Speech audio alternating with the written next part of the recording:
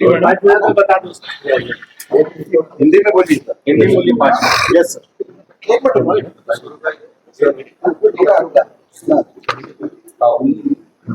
हाँ सर बोलिए सर बोलिए। नमस्कार, मैं एडवोकेट सुधीर कुलकर्णी।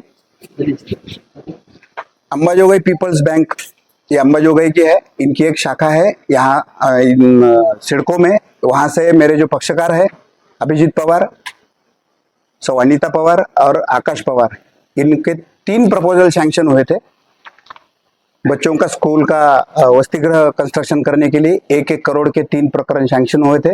बैंक ने 50-50 लाख रुपए डिसबर्स कर दिया था। उसके बाद में कोविड चालू हुआ था और कोविड के बाद में ये पूरी फैमिली बॉम्बे पूना में हॉस्पिटलाइज थी।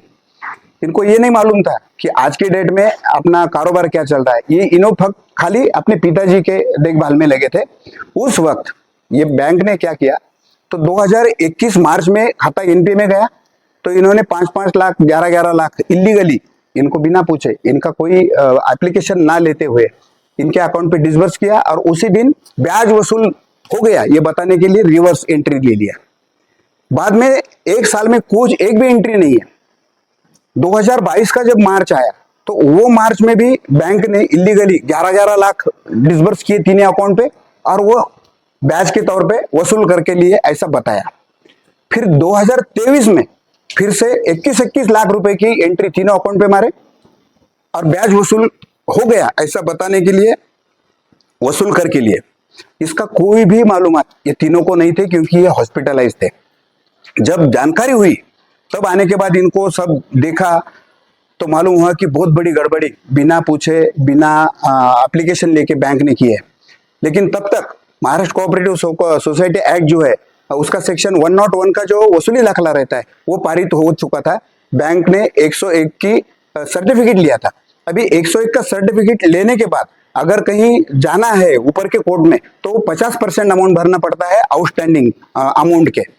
तो इन्होंने जो लोन नहीं लिया था, जिसका इन्हों उपभोक्ता नहीं है, लेकिन बैंक ने जो आंकड़े ज्यादा बढ़ा के उस टाइम जो 50% भरना जरूरी हो गया था उसके हिसाब से 1 करोड़ 27 लाख रुपए भर के यहाँ ज्वाइंट रजिस्ट्रार ऑफिस जो है माननीय जरे साहब जी वहाँ के न्याय देवता है उनके पास इनका पूरा मैटर गया।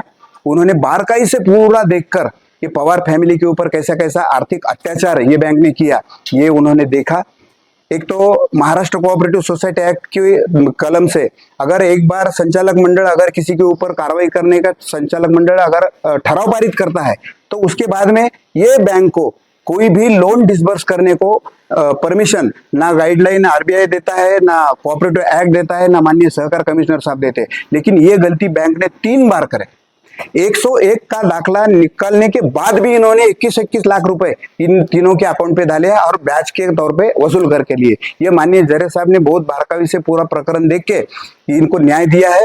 ये तीनों के जो 101 के वसूली दाखला मंजूर होके पारित हुआ था वो उन्होंने रिजेक्ट कर दिया और फिर 1 करोड़ 27 लाख जो अमाउंट डिपॉजिट करे थे इन्होंने ज्वाइंट रजिस्ट्रार साहब के सामने जाते वक्त तो वो भी 7 दिन में लौटाने का सख्त आदेश दिया था।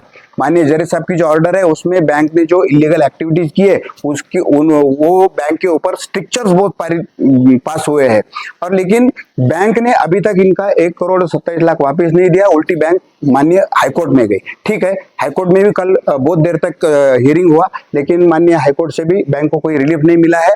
अभी जो लोगों ने इलीगल एक्टिविटीज की है इनके खिलाफ सख्त कार्रवाई हो। हमारे जैसे और कितने लोग हैं ये ढूंढने के लिए निकालने के लिए हमने जून 2025 में हम आर्थिक गुन्हे अन्वेषण शाखा संभाजीनगर में हमने कंप्लेंट किए थे बैंक के बारे में।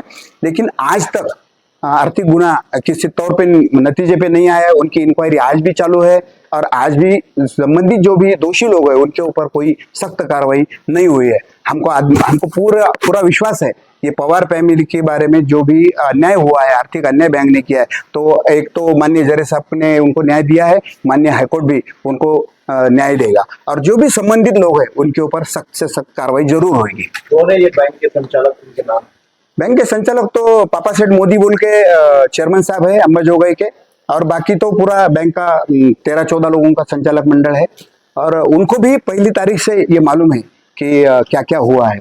और एक मैं भी कोऑपरेटिव में प्रैक्टिस कर रहा था तो मैंने पूरी जान लगा के कोशिश की कि ये प्रकरण कोऑपरेटिव का सेटल हो जाए जो भी गलती बैंक की अगर कुछ हुए तो बैंक ने गलती मान के इनको सपोर्ट देना, इनका अकाउंट सेटल होना, लेकिन बैंक का इलीगल मोटिव था।